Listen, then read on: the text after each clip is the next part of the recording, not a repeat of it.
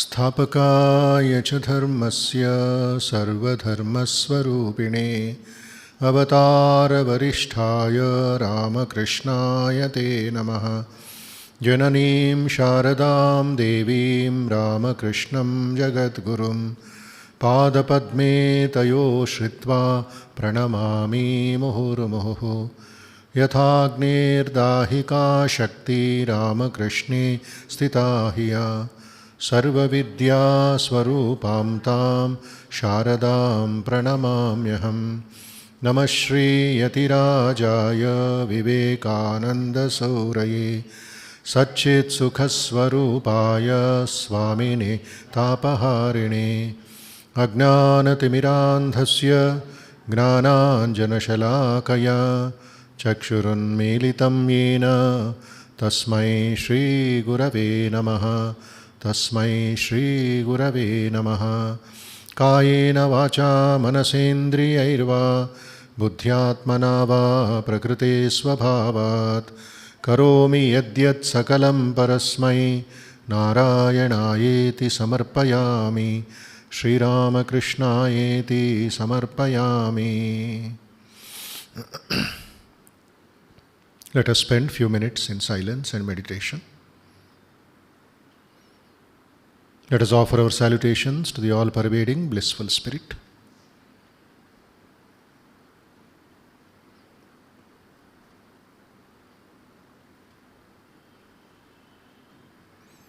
Think deeply of the presence of Sri Ramakrishna or your Ishtadevata in your heart. Mentally offer your salutations. Offer some flowers. Bow down with great devotion, concentration, and faith.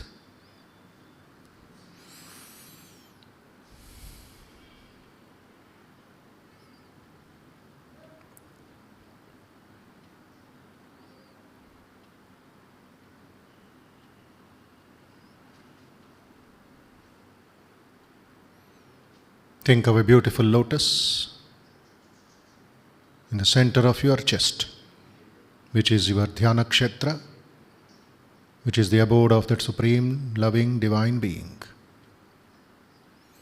Hridaya kamala madhye rajitam nirvikalpam sadasada kila bhedatitam ekasvarupam prakriti vikriti shunyam nityamanandamurtim विमलपरमहंसं रामकृष्णं भजामः।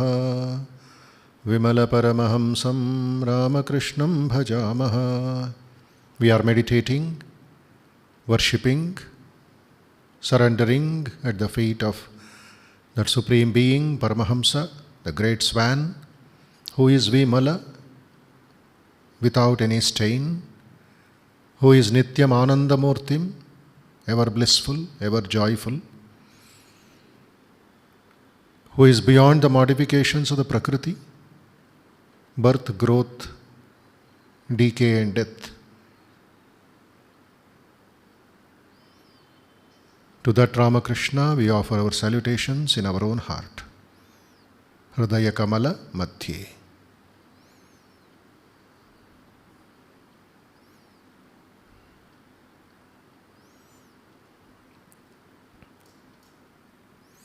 Let us offer our pranam and think of Holy Mother Sri Sharda Devi, who is Saraswati, Jagat Janani, Jagadamba, the all blissful, all loving Divine Mother.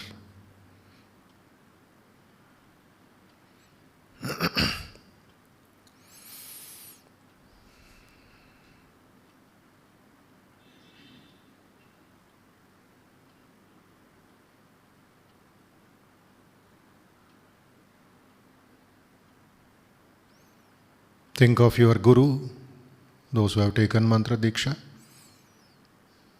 wherever they are, whoever they are. Offer your pranam and repeat the Guru Stotram. Tasmai Shri Gurave Namaha. Let us pray for the well-being of all people. Think of the good of all people. Bahujana Hitaya, Bahujana Sukhaya. Please repeat. Sarve bhavantu sukhinah. Sarve santu niramayah.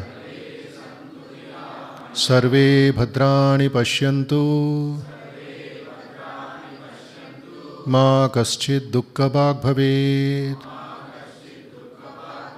Om asato ma sadgamaya. Tamaso ma jyotirgamaya. Mrutyorma amrutangamaya. Om shanti shanti shanti. Harihi Om.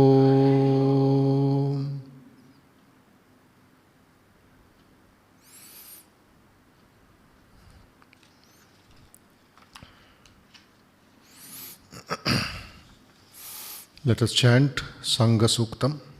Please repeat. Sangachadvam Samvadadvam Samvo manamsi janatam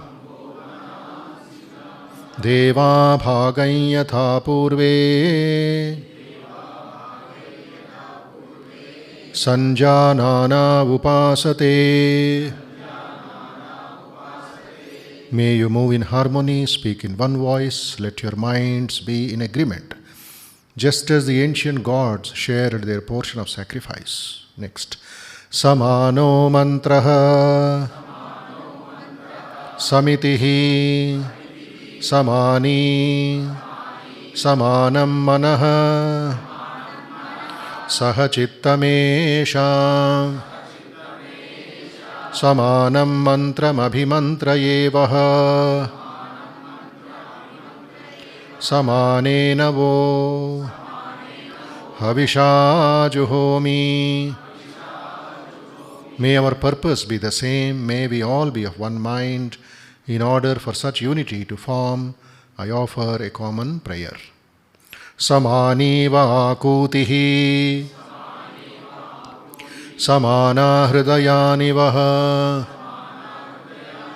samanamastu vo mano yathavas susahasati. May our intentions and aspirations be alike so that a common objective unifies us all. Om Shanti Shanti Shanti. Harihi Om.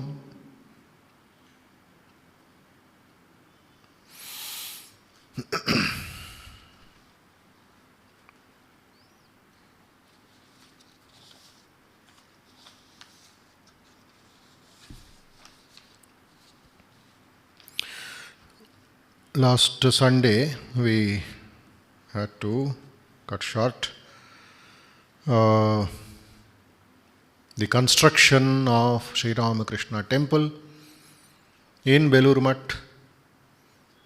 Those who have seen Belur Math campus or the photos will understand the vastness and the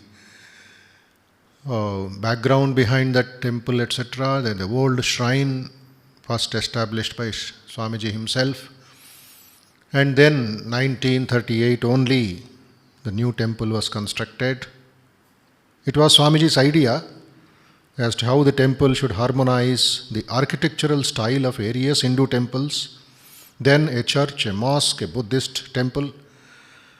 Swamiji's experience and what he saw in Rome, in other places, and what he saw Sri Ramakrishna's life, all this he put together in the temple.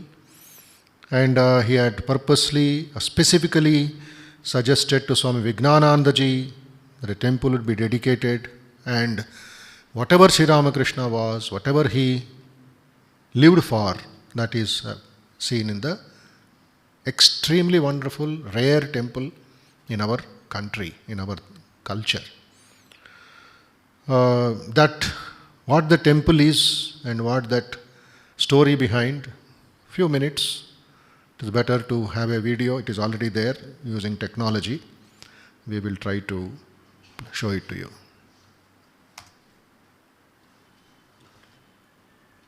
Teja? Okay.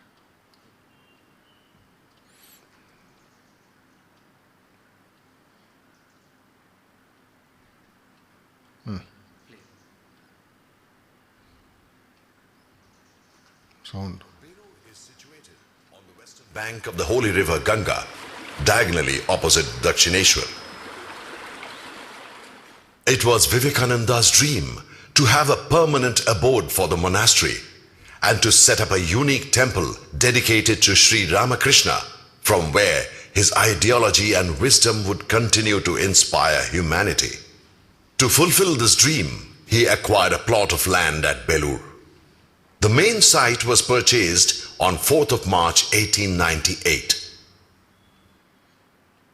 On 27th February 1898, there was a celebration in Belur. A procession of monks and lay devotees walked to the newly acquired site. Vivekananda himself carried the urn containing the sacred relics of Sri Ramakrishna on his own shoulders. The urn was ceremonially worshipped, and Vivekananda prayed to his master to sanctify the place with his hallowed presence for the good of many and the happiness of the world.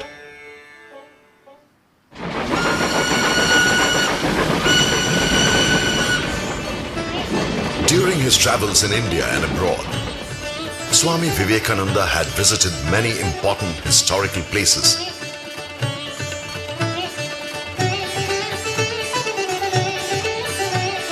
and had keenly observed various architectural symbols, icons, and motifs. Swami Vivekananda shared his ideas and vision about the Ramakrishna temple with his brother monk, Swami Vivekananda, who was a civil engineer in his pre-monastic life. Vivekananda pointed out the site for the temple and asked Vivekananda to prepare a plan. He prepared a plan and presented it to Swami Vivekananda, who was immensely pleased. But the work could not start immediately owing to paucity of funds. 4 decades later, substantial contributions came from 2 American admirers of the Ramakrishna movement, Miss Helen Rubel, Bhakti, and Miss Anna Worcester, Annapurna. The construction finally began in 1935.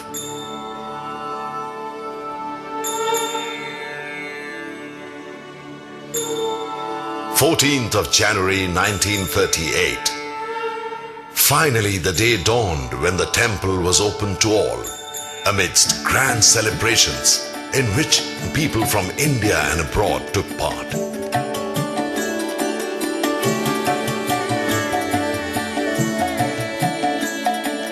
Swami Vivekananda enshrined the pot containing the sacred relics of Sri Ramakrishna in the new temple, thus fulfilling the long-cherished dream of Swami Vivekananda. More than 100 years have passed since the inception of the Ramakrishna Mutt and Ramakrishna Mission. During this time, the organization has spread in many parts of India and several countries abroad. Sprawling over more than 40 acres of land on the western bank of the holy Ganga, Belur Mutt is an hour's drive from Kolkata.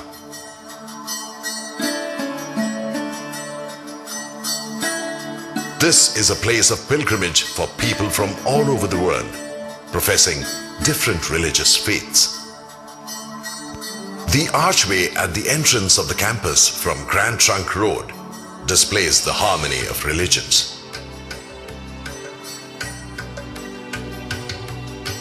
The asphalted road leading to the shrine is lined with trees on both sides. The lush green campus is a unique combination of serenity and sanctity. Swami Vivekananda envisioned the Ramakrishna temple as a unique monument symbolizing the harmony of religions and harmony of cultures. The architecture incorporates features of a temple, a mosque, a church, and a Buddhist monastery. The temple itself is built in light buff sandstone, which is found in the temples of Khajuraho and the palaces of Rajasthan. The facade or the front portion reminds one of the Gopurams, the majestic towers of South Indian temples. Above the main entrance is an exquisite carving of the emblem of the Ramakrishna order, designed by Swami Vivekananda himself. The wavy waters in the emblem are symbolic of karma or selfless work, the lotus of bhakti or devotion, and the rising sun of jnana or knowledge. The encircling serpent represents yoga, while the swan stands for Paramatman or Supreme Self. The ideal of the emblem is that by the union of selfless work, devotion, knowledge and yoga, the vision of the Supreme Self is obtained. Above the horseshoe arch encircling this emblem is a replica of a Shiva Linga, and on the two sides of the base of this arch are auspicious symbols of elephants with lotuses. The scroll endings above the double pillars at the two sides of the main entrance are similar to those in the Sanchi Stupa, conveying Buddhist influence. The three umbrella-like domes on the top are built in Rajput and Mughal styles.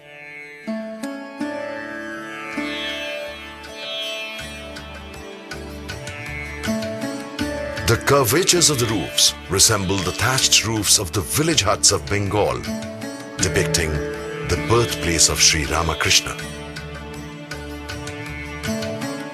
The windows, the balconies and the domes above the entrance gate are of old Mughal and Rajput fort style. The horseshoe arch and the large main arch of the main entrance have Buddhist influences. These are derived from the entrance of Ajanta's Buddhist caves and have a Gothic curve. As one walks through the main entrance, the eyes move down the row of columns on both sides to the deity sitting at the meeting point of parallel lines.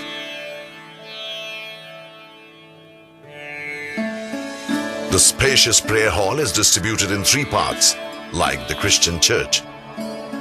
The arched ceiling and pillars are all reminiscent of the Buddhist caves in Chaitya Hall of Nasik Pandulena.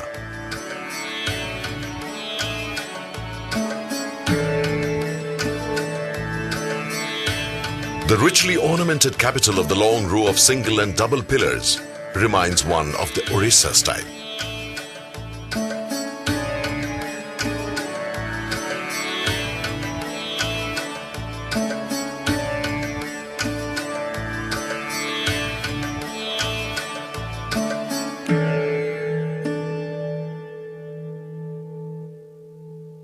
The beam above is supported by decorative brackets, like in South Indian temples.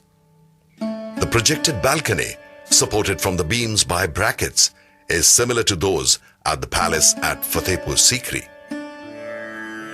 The sanctum attached to the prayer hall reminds us of churches, especially the plan of St. Peter's Church in Rome. The connected sanctum and prayer hall is uncommon in traditional Indian temple architecture. Inside the sanctum is the marble statue of Sri Ramakrishna, sitting in meditation on a full-bloomed lotus, sculptured by the eminent Gopeshwar Pal.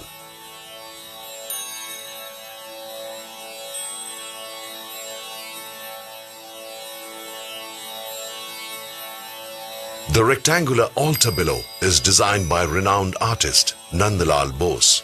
The front, left and right sides of the altar have swans engraved on them.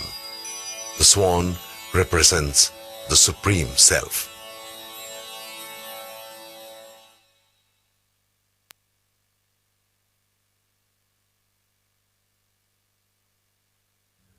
The circumambulation path outside the sanctum is highlighted by the statues of the 9 planetary deities, resembling ancient temple motifs.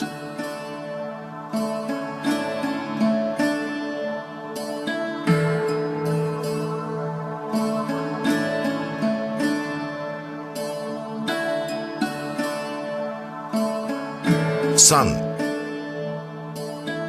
Jupiter, and Mars on the northern side, Moon, Venus, and Mercury on the eastern side, Saturn, Rahu, and Ketu on the western side.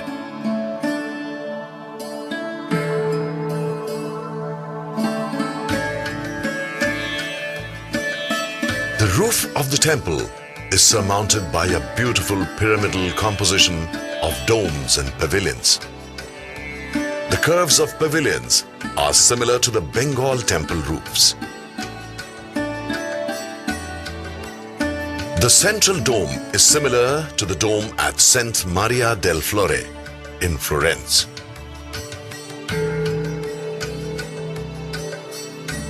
The golden kalasha or holy pot, considered to be an auspicious object, is placed on the top of the central dome.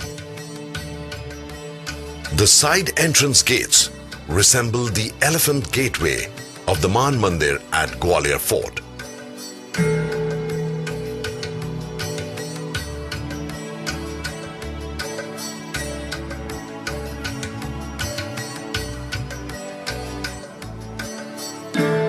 Atop the side entrance gates are the images of Ganesha and Hanuman, the Hindu protector deities. The speciality of the Ramakrishna temple is its ethereal beauty and its balance in architecture.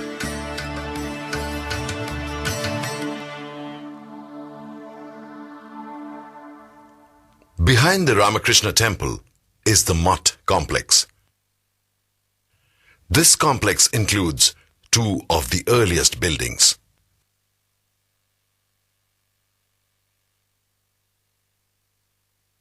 The Mutt office looks after worship in the temples, festivals, maintenance of the premises, and distribution of sacramental food.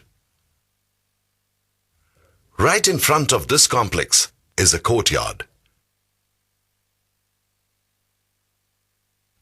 Once, after meditating in the shrine, Swami Vivekananda walked back and forth in this courtyard and whispered loud enough to be heard. If there were another Vivekananda, he would have understood what Vivekananda has done. And yet, how many Vivekanandas shall be born in time? In the eastern end of the courtyard is a mango tree that has existed from the time the land was purchased. This was one of Swami Vivekananda's favorite spots. This tree came to be known as Swamiji's mango tree. On the northern side of the mango tree are steps leading to the old shrine upstairs.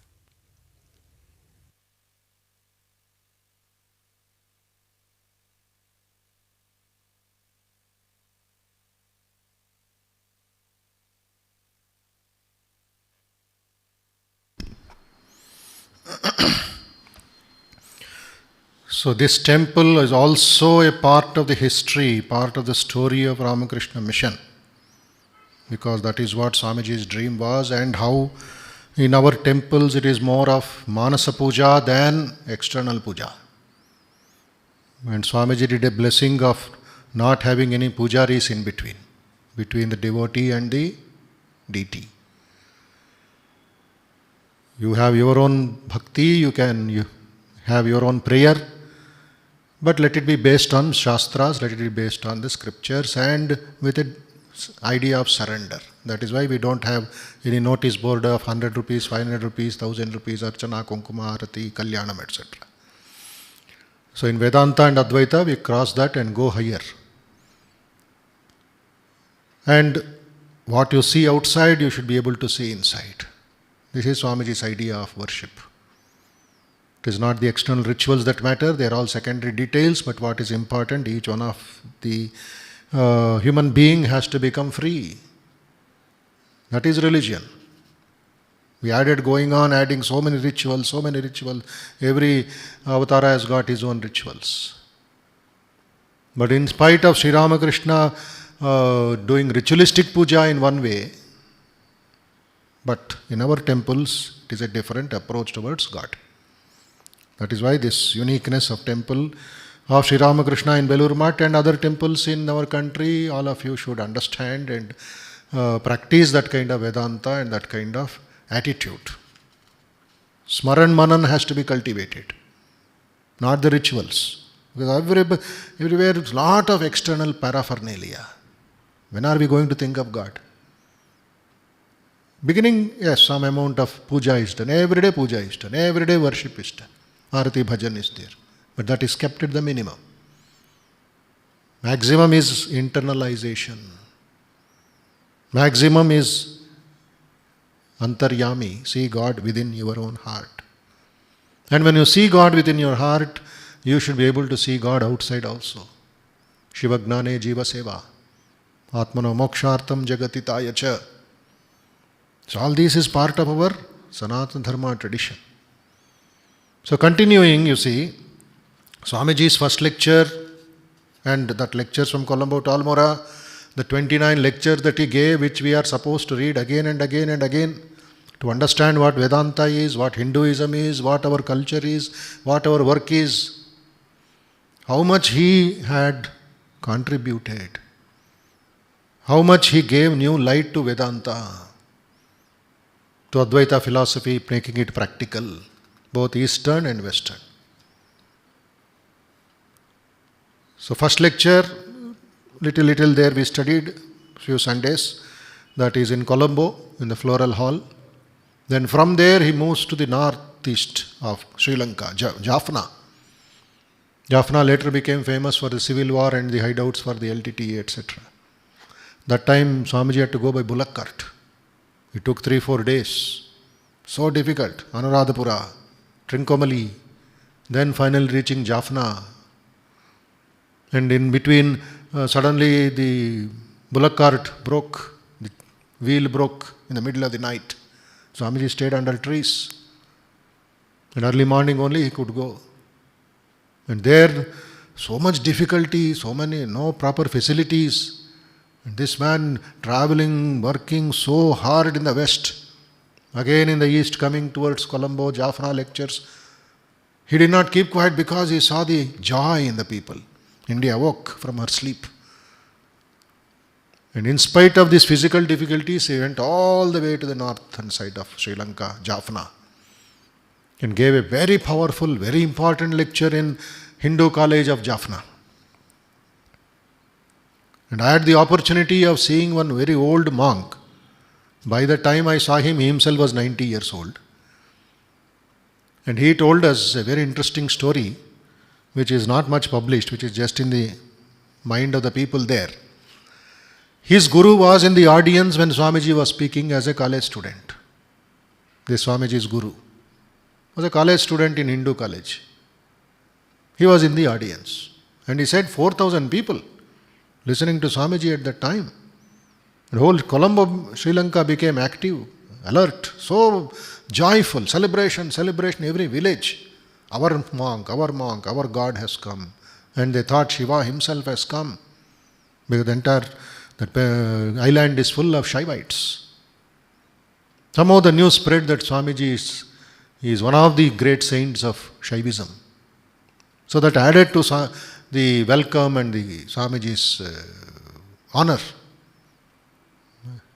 But then there are certain sections of the society which were jealous of Swamiji's name and fame. Who are those? Buddhist fanatics. They said, we will disturb this fellow. We will not allow the lecture to go on. Some violence they wanted to do. And Swamiji started his talk. That talk is published in the lecture called Vedantism in Jaffna.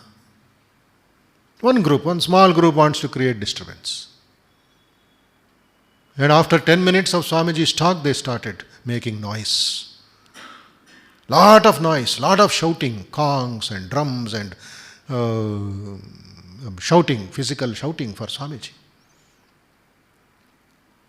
Others are disturbed, but not Vivekananda. He was very quiet. But then, when it became too much, beyond control, Swamiji's, it seems he jumped into the audience. There is a narration, what that young boy saw, and he is telling his disciples later. Swamiji, it seems like a Phailwan, he patted both his shoulders, and then he cried out, shouted loudly, no mics. There was no mic. Mics all came 1910, 1915 later. Wherever Swamiji went, there was no mics at all, no loudspeakers. It was his own conch like bronze voice, a bronze bell. When it rings, it reaches long distance of the people. You can listen to that. The bronze bells. Swamiji's voice, it seems, was like that. Here 4,000 people in the ground and in the hall, and there these people are making so much of noise and disturbing him, irritating him, wanted to make him run away from the place. But Swamiji, like a Phailwan, beating his shoulders and beating his chest, he said, those foxes cannot disturb the lion's roar. That was enough. They all had to keep quiet. Those foxes will not keep the lion's roar quiet. And when they stopped, he continued his talk, Vedantism. As if nothing happened. He had the mastery over his mind, control. So like a school teacher, he is teaching Vedantism to our own people. Going to the fundamentals of Vedas. There you see in the West, Gnana Yoga, Bhakti Yoga, Raja Yoga, Karma Yoga, Narada Bhakti Sutras, and writing, taking classes on meditation. And here he comes, he starts from LKG. Because he saw that ignorance. Somewhere we lost that rhythm, somewhere we lost the music. So he says here from the beginning, the mass of knowledge called the Vedanta was discovered by personages called Rishis. And the Rishi is defined as a mantra drashta, a seer of thought. Not that the thought was his own. Whenever you hear a certain passage of the Vedas, came from a certain Rishi, never think it came from his mind. He was the seer of the thought. Seer means he saw those thoughts, which already existed. That is Veda, that is the full knowledge. This sage was the discoverer. Rishis were spiritual discoverers. And this mass of writing came in two parts. One is called the Karma Kanda, another is called the Gnana Kanda. What we follow in Ramakrishna Mission is Gnana Kanda. What other acharyas, other mathas and others follow to some extent is Karma Kanda, more of rituals. Here less of rituals and more of philosophy and meditation. And then he goes on, what is dualism, what is qualified monism, what is Dvaita, what is Vishishtadvaita, what is Advaita, Shaivites, Vaishnavites, Shakta, Shauras, Ganapatyas. Each one that dares to come within the fold of Hinduism must acknowledge the Upanishads of the Vedas. He goes on explaining the different tenets in Hinduism. That clarity he gives. It was so necessary, so much necessary at that time, you see. Misunderstanding, misrepresenting, misquoting, superstitions. So much he had to do. That is why we should be grateful to Swamiji, and as Hindus, as Sanatana Dharma followers, pay Rishirunam. Be grateful to Swamiji by reading and following Swamiji. Do what he said, without a doubt. So in the next he says, after the Vedas what happened? Smritis came, Smritis. Many people do not know the difference. They simply quote something and fight over something. What is a Shruti? What is a Smriti? Our brothers and sisters are very clear in this. What is Shrutis? That which is heard, that which is seen. That is the Vedas. They are permanent. Then he quotes Smritis.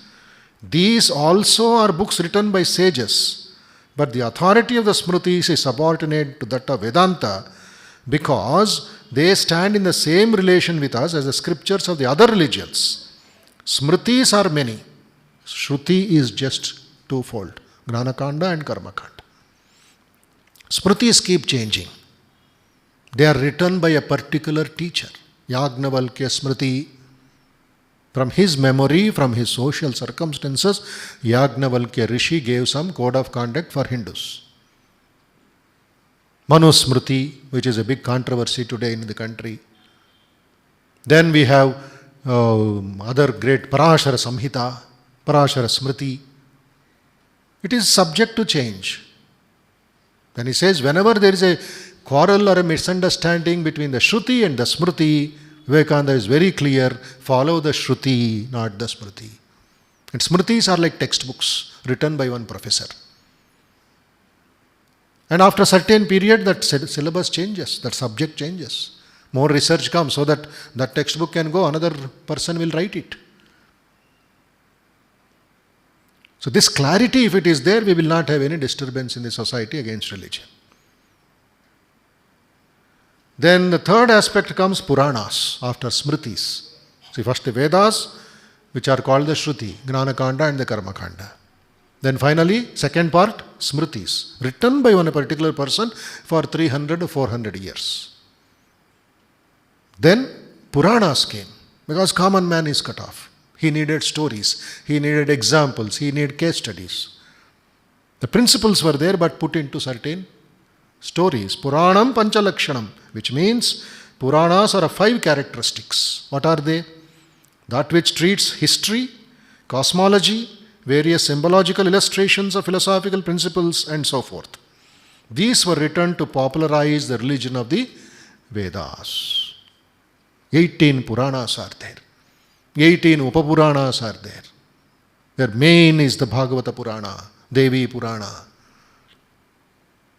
Vishnu Purana, Shiva Purana. That root is there, these are just the examples, some stories, some illustrations. But to the weak mind, what happened? Puranas became popular. We are not able to study the Upanishads. That's why Vivekananda tells very clearly in Madras, you are not Hindus, go back to the Upanishads. Puranas are kindergarten of religion. But that time it was required to popularize it in the country. So Swamiji spent some time in explaining the importance of Puranas also. Then another division in Hinduism, in Sanatana Dharma, in Vedantism, is the Tantras. They were meant to revive the old sacrificial ideas of the Karmakanda, Tantrika Puja. And these Tantras collided with Buddhism. And that became a big problem in the country. Shankaracharya had a lot of problem at that time. Tantrikism was there, Buddhism was there, Karmakanda was there, Mimamsa was there. And it took a different turn during Swamiji's time. In the 18th, 19th century, then the British occupation was there, their Christian influence was there. So people were in a mess. What to do, what not to do. Which is right, which is wrong. Swamiji took the responsibility through the Colombo. Then he comes, what is Prakriti? What is creation? What is Maya? And what is God? What makes this creation? Who makes this creation? So that principles of Satchitananda Swarupa he explains. We now come to the second principle on which we all agree, not only Hindus, Buddhists and Jains.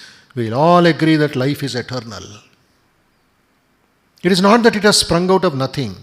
Such a life would not be worth having.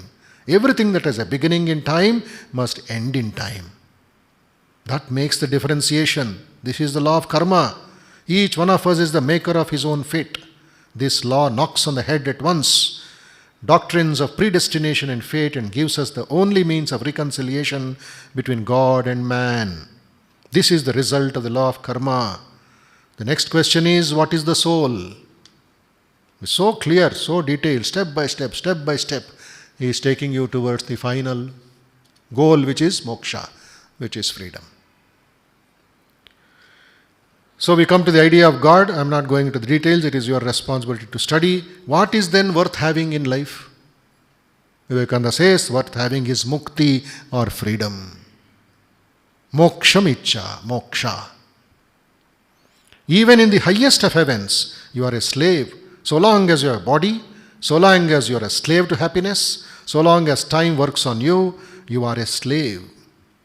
Every time we run here and there, no time, no time, no time, you are a slave. You are forgetting the Atma and looking only at the Kala. It is sitting like a sword on your head, the tyranny of time. But when meditation, there is no time, it is only anandam, it is only bliss. You don't worry about time. Are you worried about the sleep? As soon as you get up, you feel, oh, if I can sleep a little, another 1 hour more.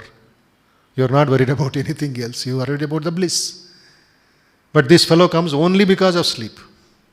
It is temporary. But in meditation, in real Advaita sadhana, it is oneness. That Nitya Ananda Swarupa. Who are you? Nitya Shuddha Buddha Mukta Ananda Swarupaha. To attain that, we have to pass through different gates, whether it's mantra, whether it's a puja, whether it is japa, sadhana, and seva, all the 4 yogas, it comes. Then Swamiji speaks about, in Vedantism, the soul is also sexless. We cannot say of the Atman that it is a man or a woman. Sex belongs to the body alone. All such ideas, therefore, as man or woman, are a delusion when spoken with regard to the self, and are only proper when spoken of the body. It never ages. The ancient one is always the same. Like that he goes on and says, he cannot be called a reasoning being. Reasoning is a sign of weakness. None works except for the fulfillment of desires. What desires has he? None works except it be to supply some wants. What wants has he? In the Vedas, it is not the word he, it is used as it, tat. There is no form of God, there is no name of God in the Vedas. It is only that. Tat tvam asi. Tat tvam asi. Thou art that, thou art that, thou art that. And what are our relations with the impersonal being? That we are he. Aham Brahmasmi concept. So all this he is explaining at the time in Jaffna town, in the lecture hall, in Hindu college. So he says, make your children strong from their very childhood. Teach them not weakness, nor forms, but make them strong. Let them stand on their feet, bold, all conquering, all suffering. And first of all, let them learn of the glory of the soul. That you get alone in the Vedanta, and there alone. It has ideas of love and worship and other things which we have in other religions, and more besides. But this idea of the soul is the life-giving thought, the most wonderful. There and there alone is the great thought that is going to revolutionize the world and reconcile the knowledge of the material world with religion. There are a few ideas in our religion. It is one of inclusion of everyone, exclusion of none. That's why these great prayers, selfless universal prayers came. Sarve bhavantu sukhinaha, sarvastaratu durgani, durjana sajjano bhuyat. If you take this universal prayers, it is for inclusiveness, inclusiveness, inclusiveness. Andarni involve cheyali. See? And finally concludes, why all these things are necessary? He says, for ages we have been saturated with awful jealousy. We are always getting jealous of each other. Even in the worship of God, we want precedence. This is to be avoided. Vedanta is clean. Vedanta is a pure science. Everyone wants to command. No one wants to obey. And this owing to the absence of that wonderful brahmacharya system of yore. First learn to obey. The command will come by itself. Always first learn to be a servant, and then you will be fit to be a master. Avoid this jealousy, and you will do great works that have yet to be done. Our ancestors did most wonderful works, and we look back upon their work with veneration and pride, but we also are going to do great deeds and let others look back with blessings and pride upon us as their ancestors. With the blessings of the Lord, everyone here will yet do such deeds that will eclipse those of our ancestors, great and glorious as they may have known.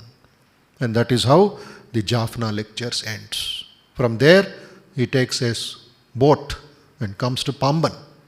That is a small island between Rameshwaram and India. And from Pamban he comes to Ramanad, the first lecture in Indian soil. This is all Swamiji's master strokes, master plan, and he has given us a lot of work.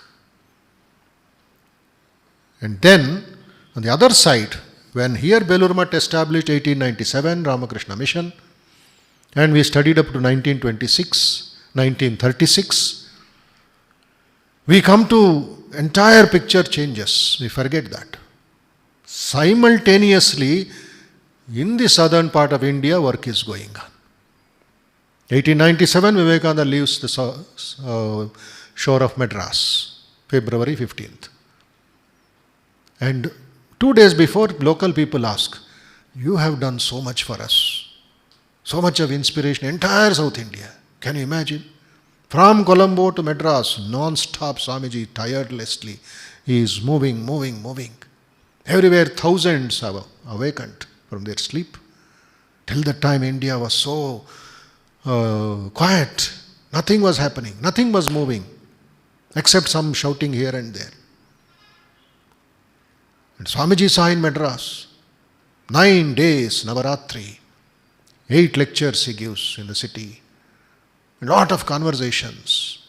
Lot of people, many people coming and meeting him.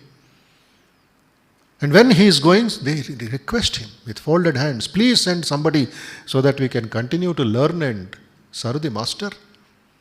Master stroke, master manager, the director he was, said, yes, I am going to send my brother monk who will be more orthodox than all the orthodox people of Madras put together.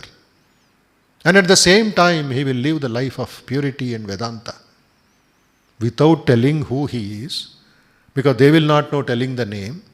He is already having that in his mind. And before coming back from America, he told them, I will bring somebody who will live what I spoke.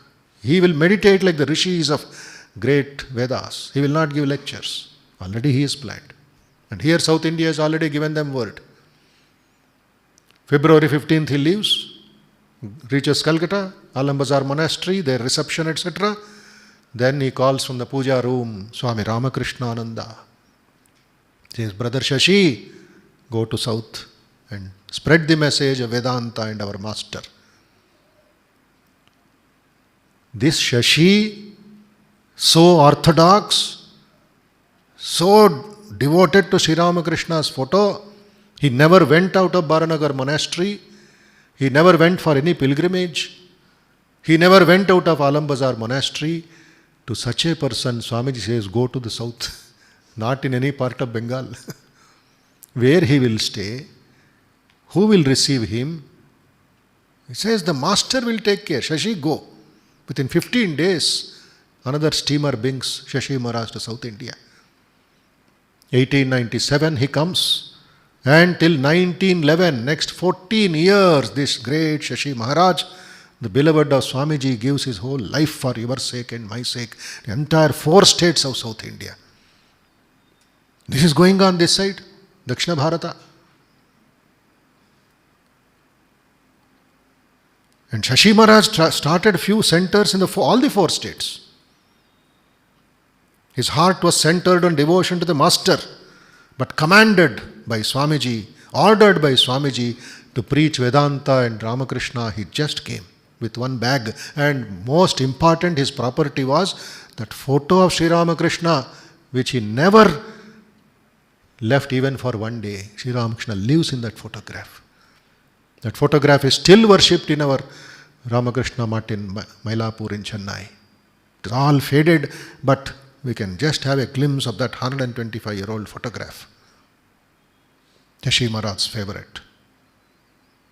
So he was a combination of devotion and intellect, which is very rare. He had to give lectures. And staying only in the monastery and doing puja and offering things to Sri Ramakrishna, he had forgotten his English. That flow of English was not coming. And South India only had to depend only on English and Sanskrit. His Bengali doesn't work. And here, Swamiji's close disciples, close friends, who understood Swami Vivekananda, who understood Sri Ramakrishna, Biligiri Iyengar, the first man, he offered his whole house to Shashi Maharaj. First few weeks he stayed in an outhouse, in a small room, keeping that photo.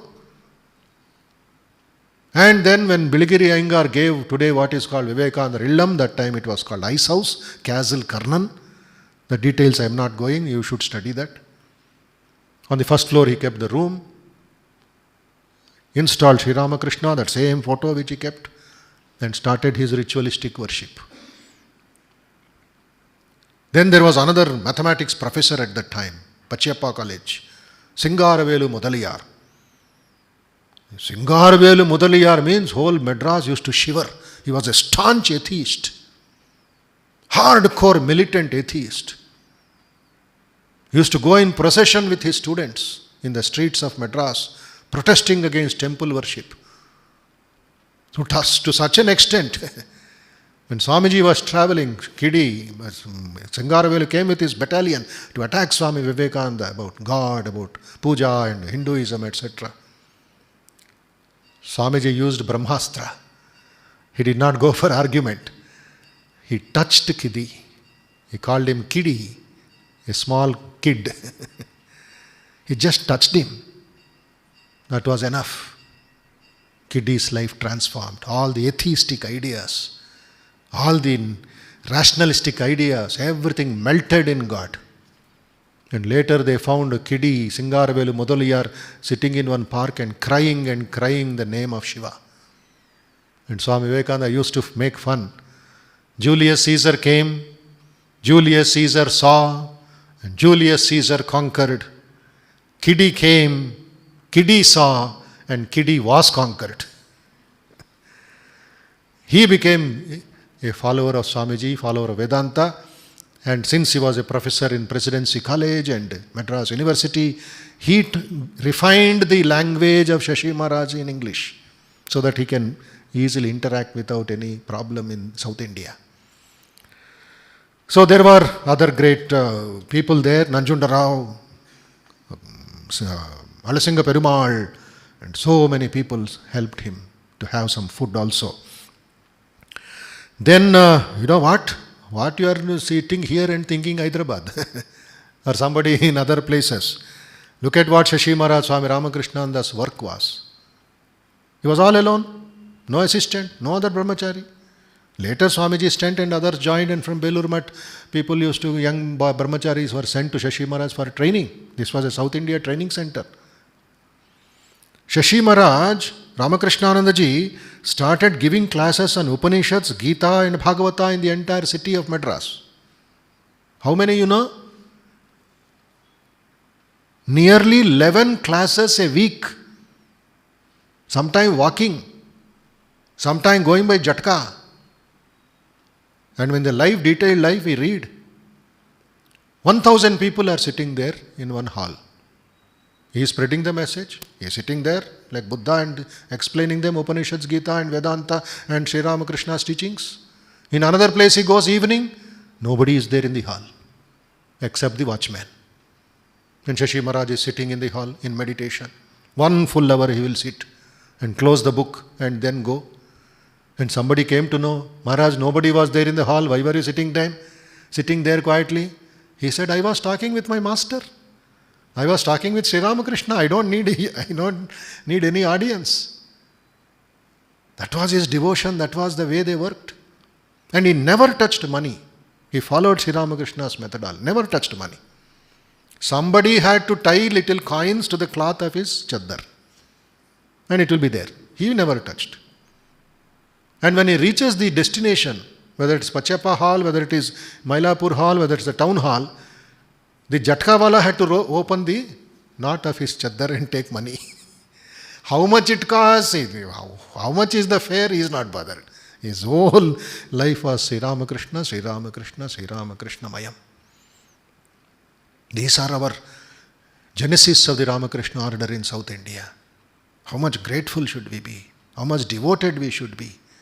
Modern generation, all of you should know all this. Study this big book called Swami Ramakrishnananda as we saw him.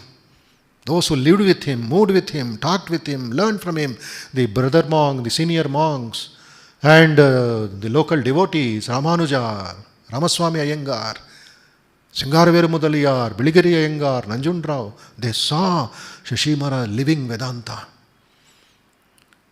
So that is how South Indian story, we shall take it up. Very interesting examples are there for us to get more inspiration and devotion. We will continue next Sunday.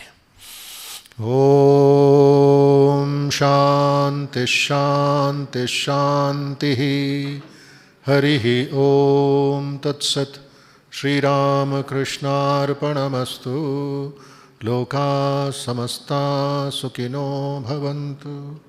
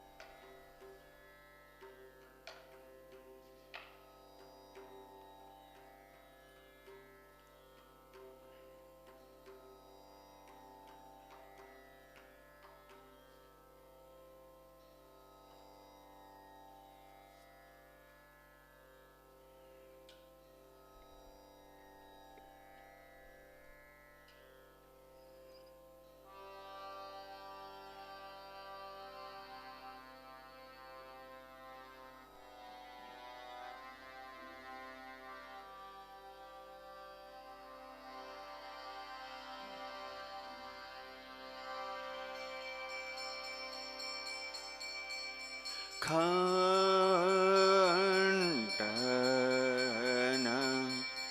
Bhava Bandhana Jagavandhana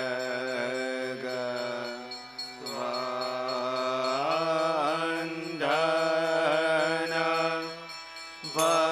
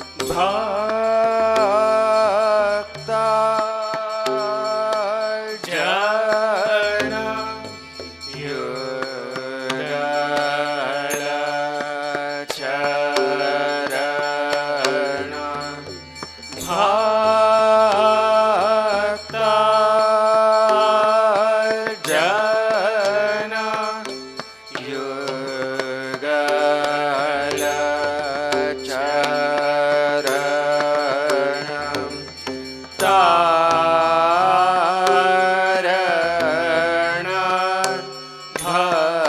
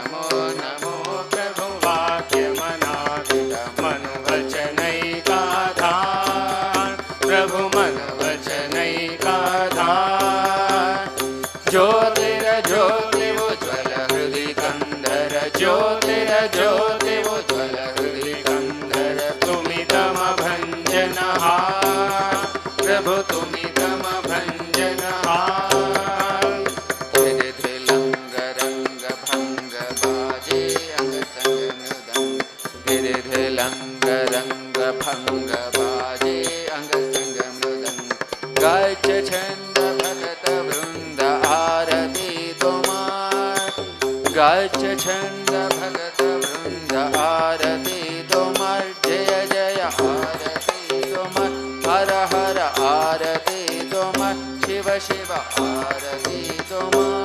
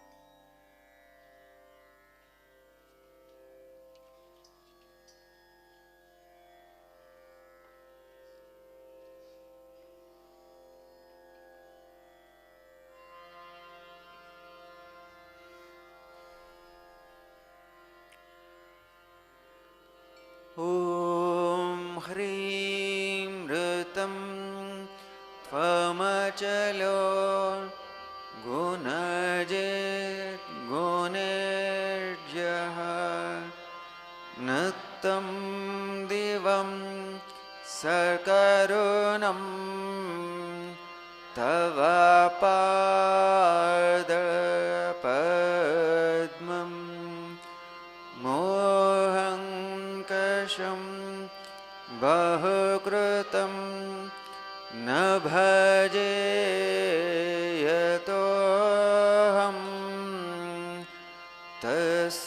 तस्मात् त्वमेव शरणं मम दीनबन्धो भक्तिर्भगश्च भजनं भवभेद कारे गच्छन्त्यलं सुविपुलं गमनाय तत्त्वं वक्त्रधृतोऽपि हृदये न च भाति किञ्चित् तस्मात् त्वमेव शरणं मम दीनबन्धो तेजस्तरन्ति तरसा त्वयेतृप्ता तृष्णा रागे कृते ऋतपथे त्वयि रामकृष्णे मर्त्यामृतं तव पदं मरणोर्मि नाशं तस्मात् त्वमेव शरणं मम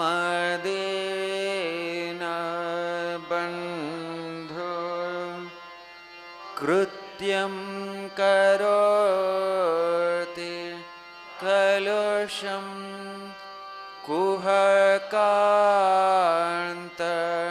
कुहकान्तकारे शान्तं शिवं सुविमलं तव नामनाथं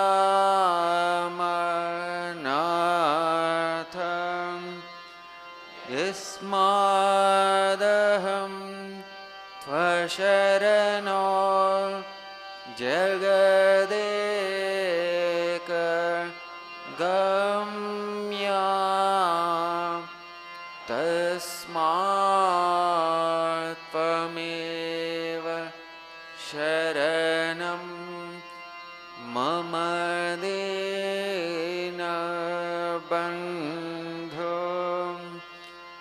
ॐ स्थापकाय च धर्मस्य सर्वधर्म स्वरूपिणे अवतार वरिष्ठाय रामकृष्णाय ते नमः। ॐ नमः श्री भगवते रामकृष्णाय नमो नमः। ॐ नमः श्री भगवते रामकृष्णाय नमो नमः। ॐ नमः श्री भगवते रामकृष्णाय नमो नमः।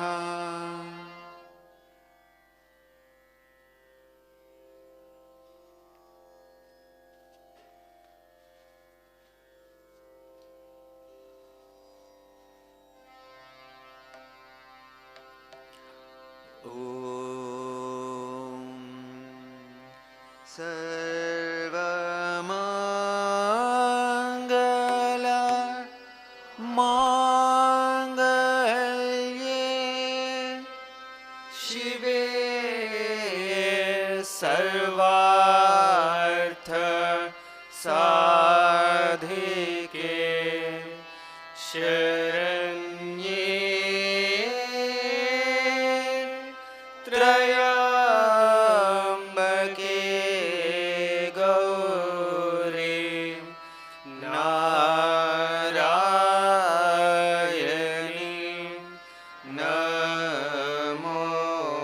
नमोस्तुते। सृष्टि स्थितिविनाशानां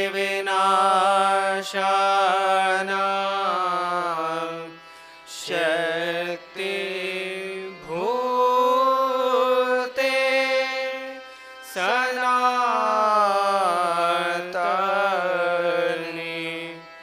गुणाश्रये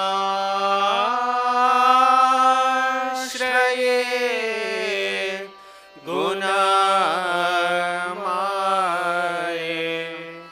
नारायणी नमोस्तुते। शरणागतः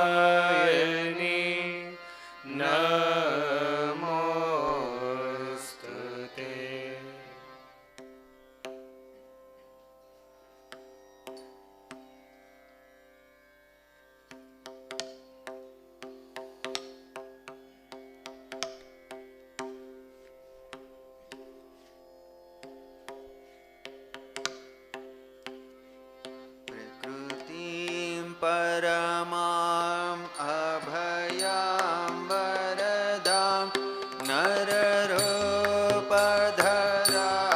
जनतापहरं शरणागत सेवकतोषकरीं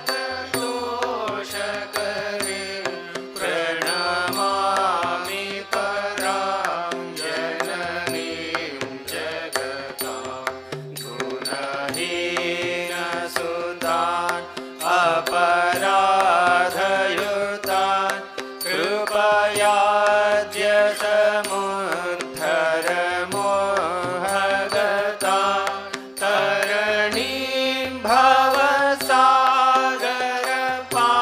भवसागरपारकरीं प्रणमामि परां जननीं जगतां विषयं कुसुमं परिहृत्य सदा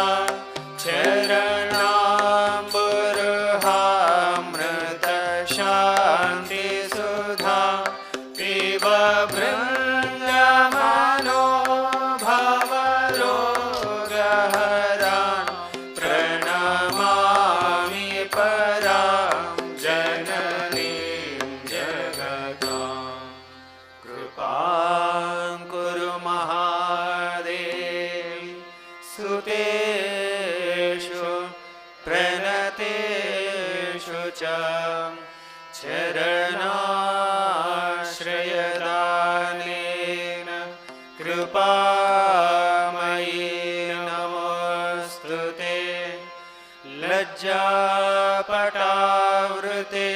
नित्यं शारदे ज्ञानदायिके पापेभ्यो नः सदा रक्ष कृपामयि नमोऽस्तु ते रामकृष्णगतप्राणां तन्नाम श्रवणप्रिया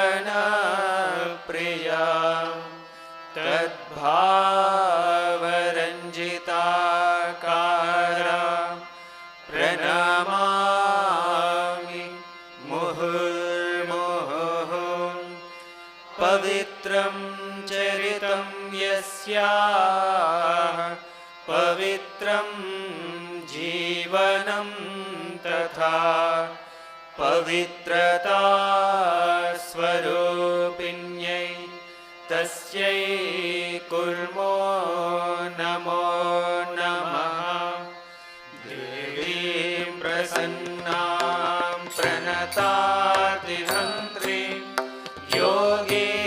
योगीन्द्रपूज्यां युगधर्मपात्रीं तां शारदां भक्तिविज्ञानदात्रीं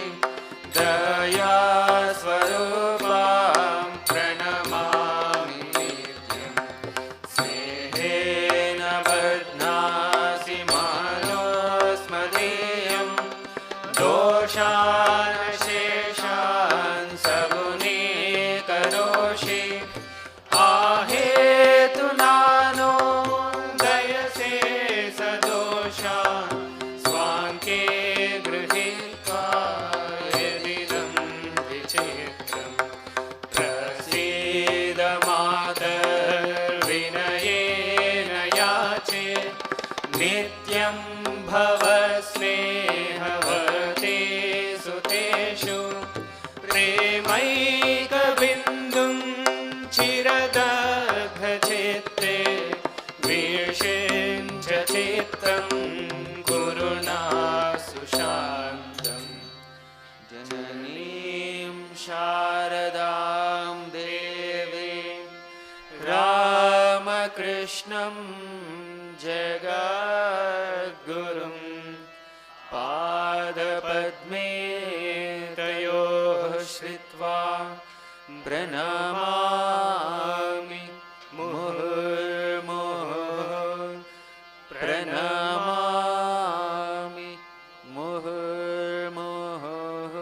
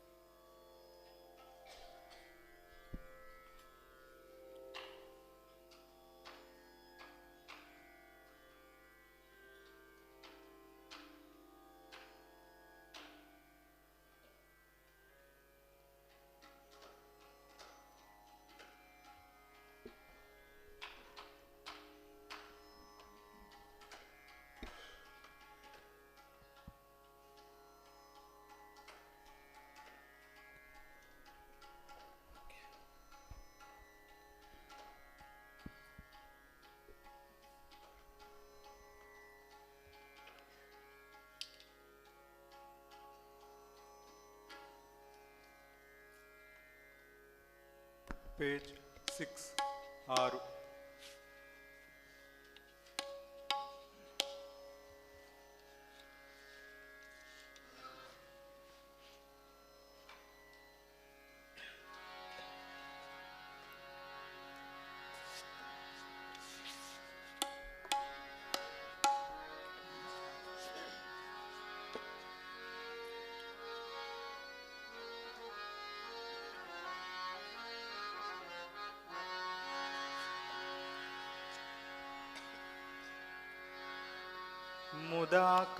मुदाकरात्तमोदकं सदा विमुक्तिसाधकं कणाधरावतंसकं विलासिलोकरक्षकं मुदाकरात्तमोदकं सदा विमुक्तिसाधकं कलाधरावतंसकं विलासिलोकरक्षकम् अनायकैकनायकं विनाशिते भदैत्यकं नताशुभाशुनाशकं नमामि तं विनायकम्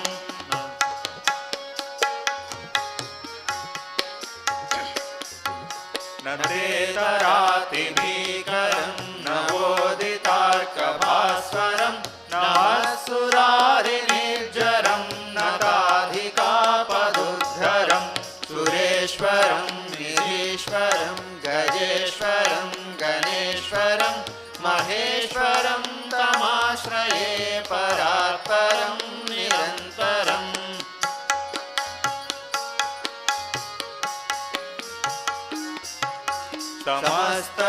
समस्तलोकशङ्करं निरस्तदैत्यकुञ्जरं दरेतरोधरं वरं वरे भवत्रमक्षरं कृपाकरं क्षमाकरं मुदाकरं यशस्करं मनस्करं नमस्कृतां नमस्करोमि भास्वरम्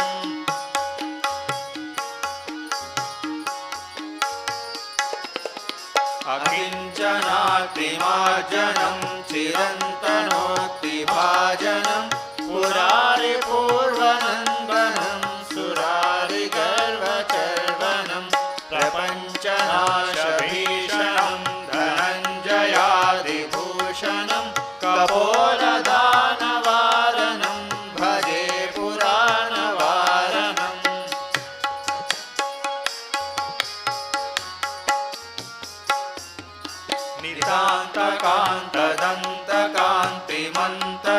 नितान्तकान्तदन्तकान्तिमन्तकान्तकात्मजम् अचिन्त्यरूपमन्तहीनमन्तराय कृन्तनं हृदन्तरे निरन्तरं वसन्तमेव योगिनं तमेकदन्तमद्भुतं विचिन्तयामि सन्ततं तमेकदन्तमद्भुतं विचिन्तयामि सन्ततं तमेकदन्तमद्भुतं विचिन्तयामि सन्ततं जय गणेश जय गणेश पाहि मां श्री गणेश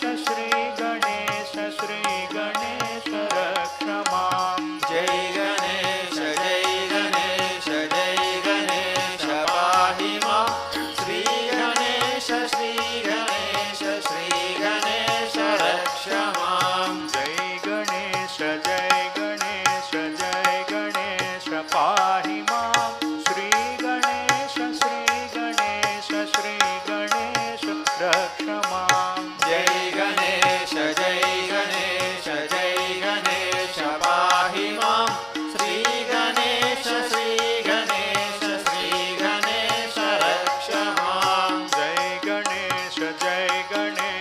जय गणेश पाहि मां श्री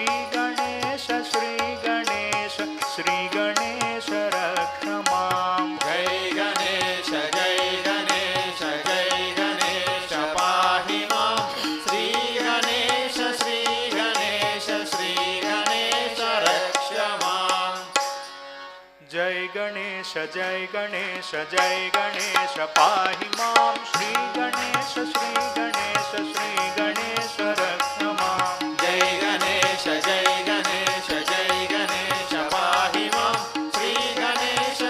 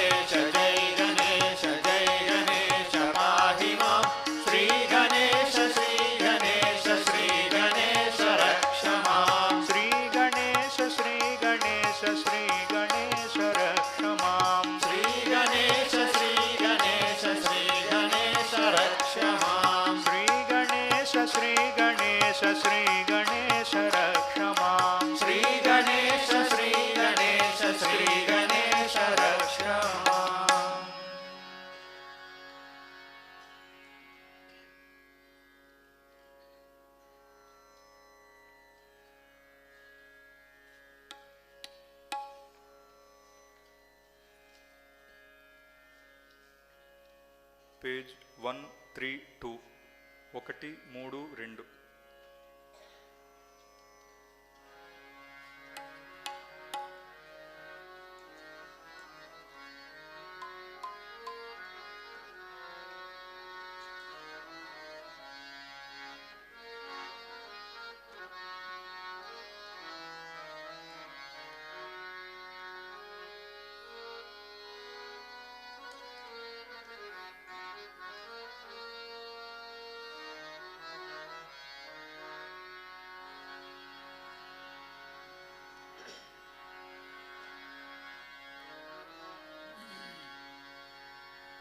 राम खेलति मम हृदये, राम खेलति मम हृदये, राम खेलति मम हृदये, राम खेलति मम हृदये।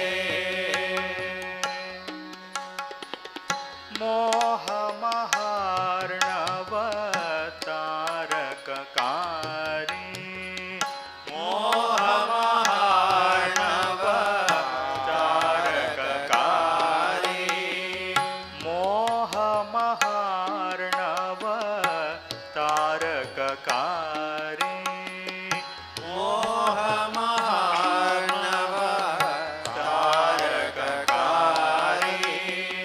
रागद्वेषमुखासुरमारी, मोहमहार्णव तारककारी, रागद्वेषमुखासुरमारी, राम खेलति मम हृदये, राम खेलति मम हृदये।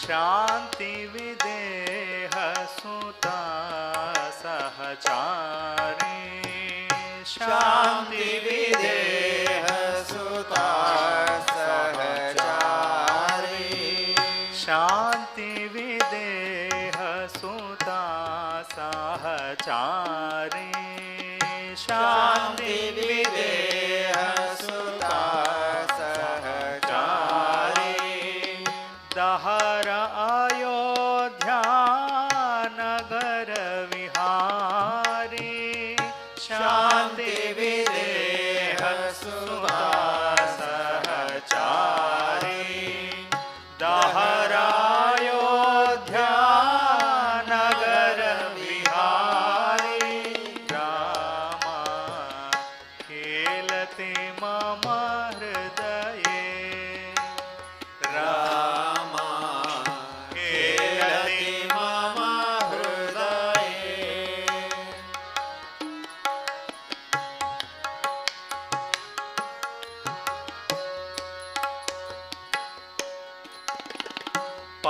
परमहंस साम्राज्योद्धारी, परमहंस साम्राज्योद्धारी,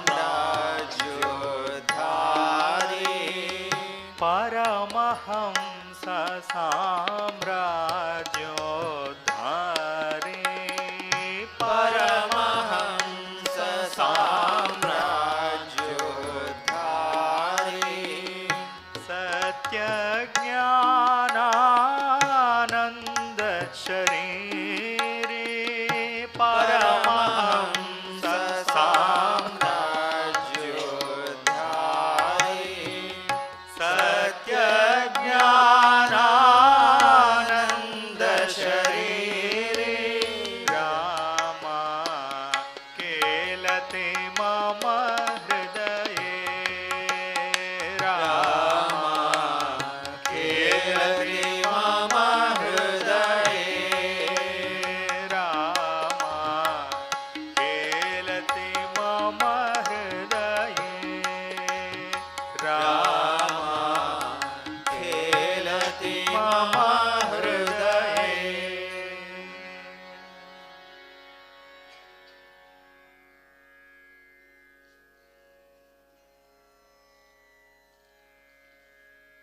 పేజ్ 138 138.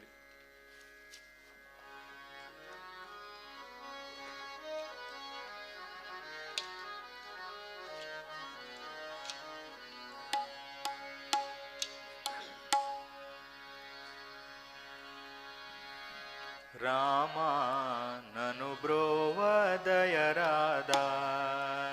నా తండ్రి నయనాభిరామా నను బ్రోవదయరాదా నా తండ్రి నయనాభిరామా నను బ్రోవదయరాదా నా తండ్రి నయనాభిరామా నను బ్రోవదయరాదా నా తండ్రి నయనాభిరామా నను బ్రోవదయరాదా కోరి కోరి నిన్ను పిలిచితిరా కోరి కోరి నిన్ను పిలిచితిరా నన్ను చేరదీయరావేరా రామా కోరి కోరి నిన్ను పిలిచితిరా నన్ను చేరదీయరా వీరా రామా నీ భక్తుడనే కానా రామా నీ నీ భక్తుడనే కానా రామా నీల నీరద శ్యామ రామా నీ నీ భక్తుడనే కానా రామా నీల నీరద శ్యామ రామ రామా నన్ను బ్రోవదయరాదా నా తండ్రి నయనాభిరామా నన్ను బ్రోవదయరాదా రామ రామ శ్రీ రవికుల సోమ రామ రామ శ్రీ రవికుల సోమ దశరథ రామ ధనుజ విరామ రామ రామ శ్రీ రవికుల సోమ దశరథ రామ ధనుజ విరామ తారక రామ శ్రీ రఘురామ తారక రామ శ్రీ రఘురామ పావన నామ భద్రాద్రి రామ తారక రామ శ్రీ రఘురామ పావన నామ భద్రాద్రి రామ రామ నన్ను బ్రోవదయరాదా నా తండ్రి నయనాభిరామ నన్ను బ్రోవదయరాదా శరణు జొచ్చిన శత్రు సోదరుని శరణు జోచిన శత్రు సోదరుని అభయమిచ్చిన ఔదార్యుండవు శరణు జోచిన శత్రు సోదరునికి అభయమిచ్చిన ఔదారుండవు ఆర్త త్రాణ పరాయణుడగు ఆర్తత్రాణ పరాయణుడగు ఆశ్రయించి తిని ఆదరించుమా ఆర్తత్రాణ పరాయణుడగు నిన్నాశ్రయించి తిని ఆదరించుమా రామా నన్ను బ్రోవదయరాదా నా తండ్రి నయనాభిరామా నన్ను బ్రోవదయరాదా నా తండ్రి నయనాభిరామా నన్ను బ్రోవదయరాదా రామ రామ శ్రీ రవికుల సోమ రామ రామ శ్రీ రవికుల సోమ రామ రామ శ్రీ రవికుల సోమ రామ రామ శ్రీ రవికుల సోమ దశరథ రామ ధనుజ విరామ రామ రామ శ్రీ రవికుల సోమ దశరథ రామ ధనుజ విరామ రామ రామ శ్రీ రవికుల సోమ రామ రామ శ్రీ రవికుల సోమ రామ రామ శ్రీ రవికుల సోమ రామ రామ శ్రీ రవికుల సోమ దశరథ రామ ధనుజ విరామ రామ రామ శ్రీ రవికుల సోమ దశరథ రామ ధనుజ విరామ తారక రామ శ్రీ రఘురామ తారక రామ శ్రీ రఘురామ పావన నామ భద్రాద్రి రామ తారక రామ శ్రీ రఘురామ పావన నామ భద్రాద్రి రామ రామ నన్ను బ్రోవదయరాదా నా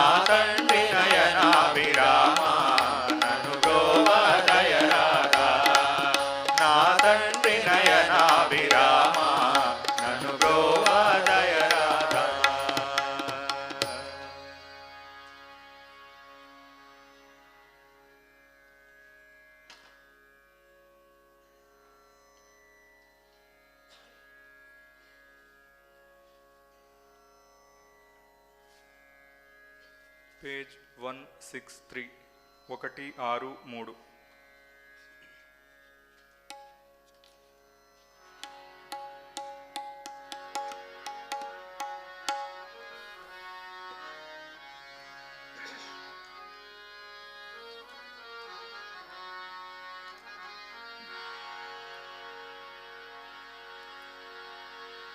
గజలు కట్టి చిన్ని కృష్ణారారా, నా చిలిపి కృష్ణ నాట్యమాడుతురారా.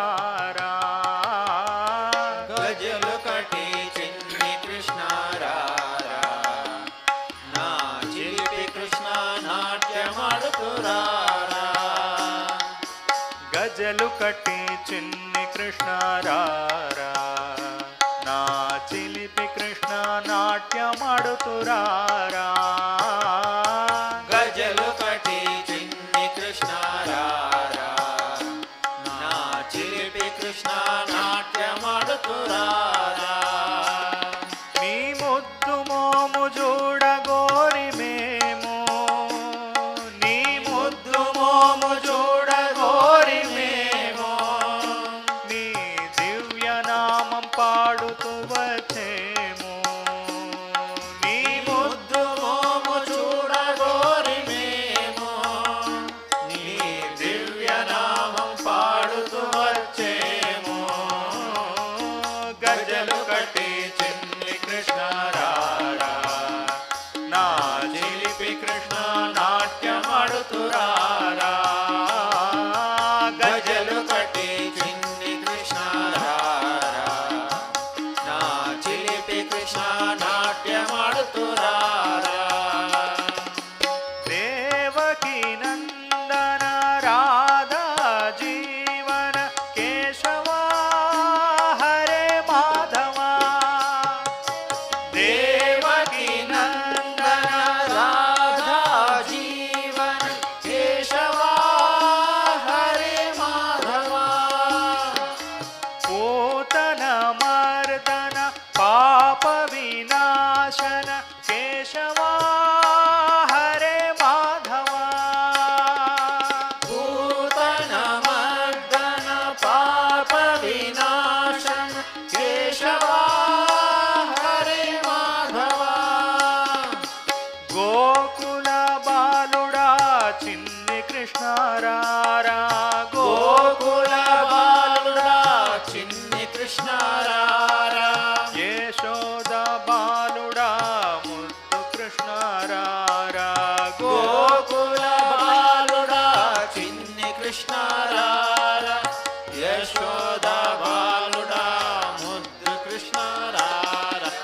గజలు కట్టి చిన్ని కృష్ణారారా, నా చిలిపి కృష్ణ నాట్యమాడుతురారా.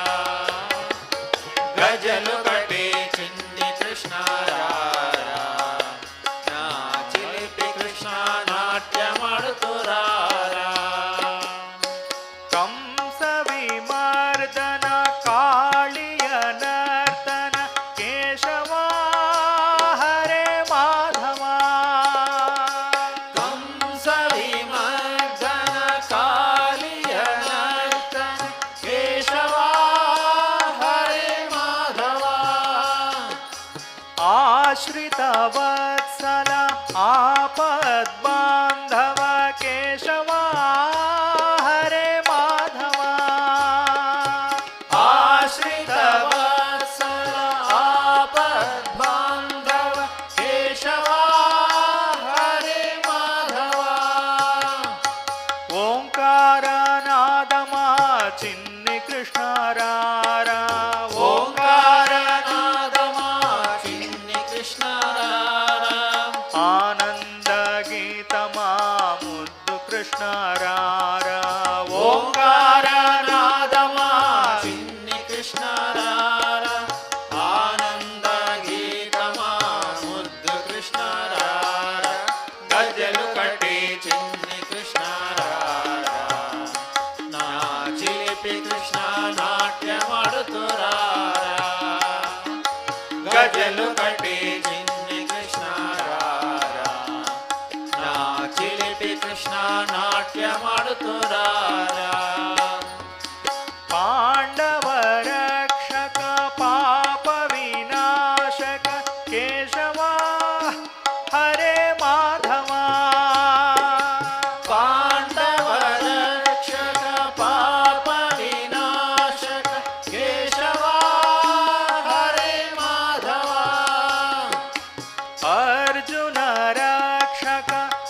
अज्ञाननाशक केशवा हरे माधवा अर्जुन रक्षक अज्ञाननाशक केशवा हरे माधवा गीतामृतमा चिन्नि कृष्ण रारा गीतामृतमा चिन्नि कृष्ण रारा हृदयानन्दमा मुद्दु कृष्ण रारा गीतामृतमा चिन्नि कृष्ण रारा हृदयानन्दमा मुद्दु कृष्ण रारा గజలు गजलु కట్టి చిన్ని కృష్ణ రారా నా చిలిపి కృష్ణ నాట్యమడుతురారా గజలు కట్టి చిన్ని కృష్ణ రారా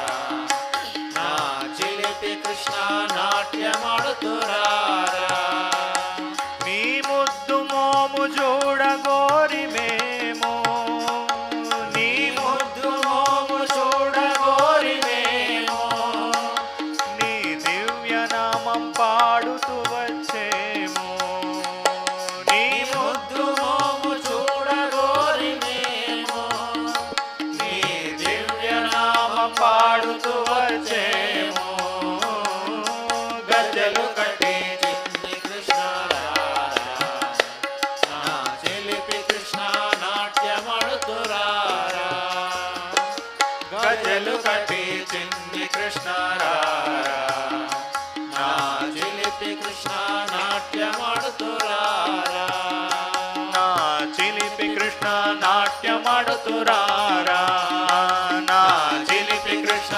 నాట్యమాడుతురారా నా చిలిపి కృష్ణ నాట్యమాడుతురారా నా చిలిపి కృష్ణ నాట్యమాడుతురారా నా చిలిపి కృష్ణ నాట్యమాడుతురారా నా చిలిపి కృష్ణ నాట్యమాడుతురారా నా చిలిపి కృష్ణ నాట్యమాడుతురారా నా చిలిపి కృష్ణ నాట్యమాడుతురారా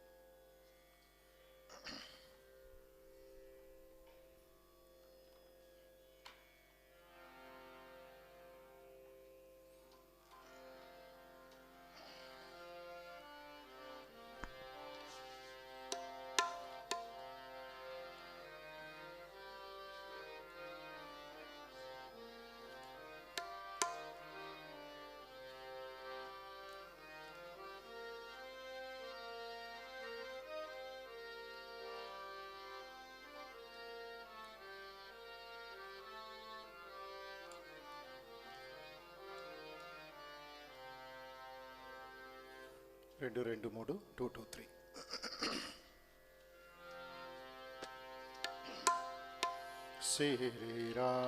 శ్రీరామకృష్ణ చరణములనే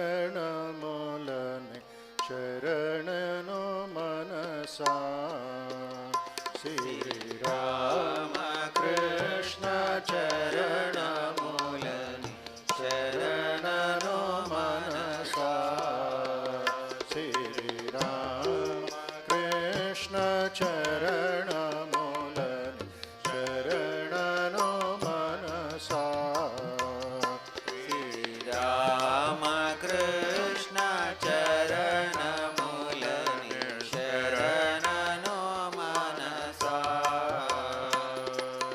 सकल तीर्थ सकल शास्त्र सारमो आतडे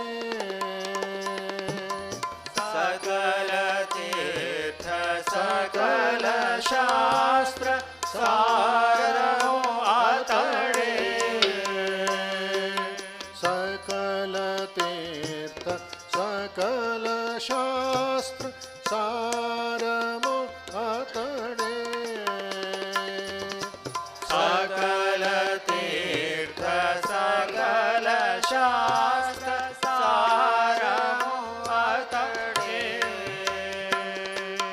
निखिल भक्त हृदय कमल तरण आतडे अनुचु शरणनो मनसा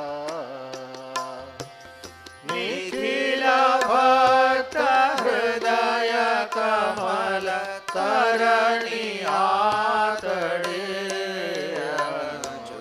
शरणनो मनसा श्री राम कृष्ण चरण मूलनि शरणनो मनसा श्री राम कृष्ण चरण मूलनि शरणनो मनसा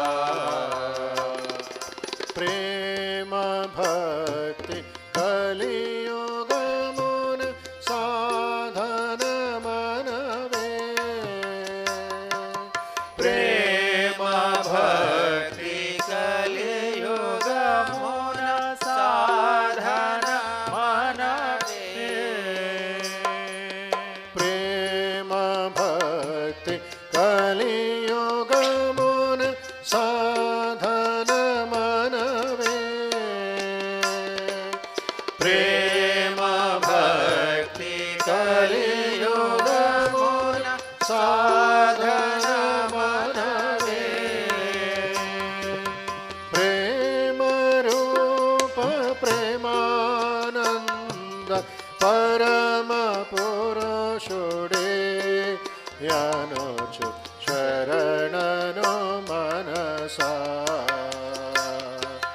प्रेम रूप प्रेमानंद परम पुरुषुडे अनुचु शरणनो मनसा श्री राम कृष्ण चरण मूलनि शरणनो मनसा श्री राम कृष्ण चरण मूलनि शरणनो मनसा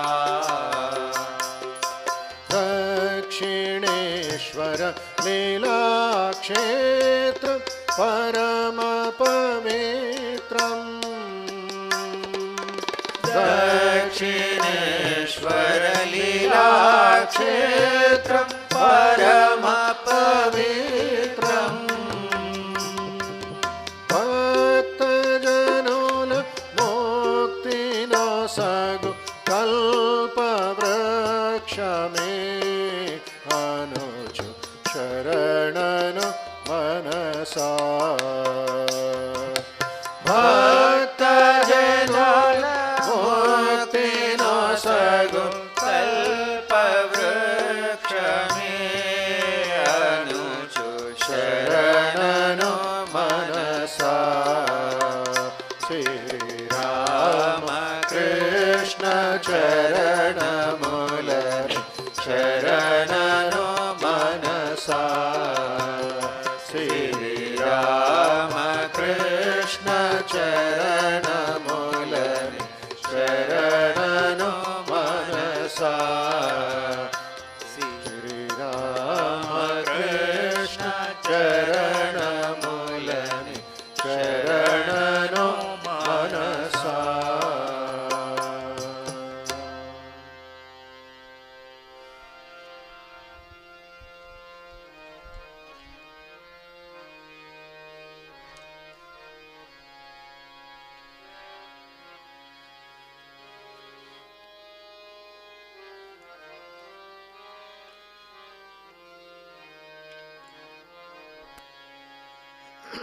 नामावली.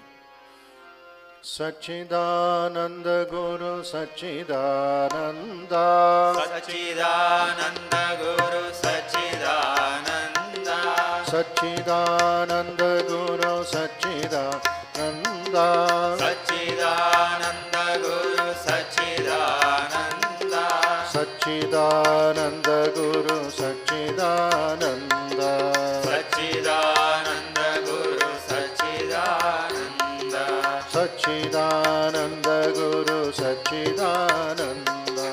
Sachidananda Guru Sachidananda. Shri Guru Sadguru Sachidananda. Shri Guru Sadguru Sachidananda. Shri Guru Sadguru Sachidananda. Shri Guru Sadguru Sachidananda. Shri Guru Sadguru Sachidananda. Shri Guru Sadguru Sachidananda. Shri Guru Sadguru Sachidananda. Shri Guru Sadguru Sachidananda. Sachidananda Guru Sachidananda. Sachidananda Guru Sachidananda. Sachidananda Guru Sachidananda. Sachidananda Guru Sachidananda. Jai Ramakrishna Guru Sachidananda. Jai Ramakrishna Guru Sachidananda. Jai Ramakrishna Guru Sachidananda. Jai Ramakrishna Guru Sachidananda.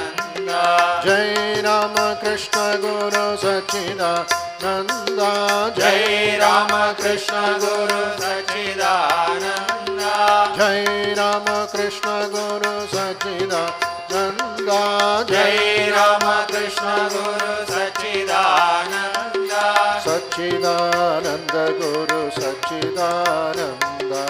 Sachidananda Guru Sachidananda. Sachidananda Guru Sachidananda. Sachidananda Guru Sachidananda. Sachidananda Guru Sachidananda.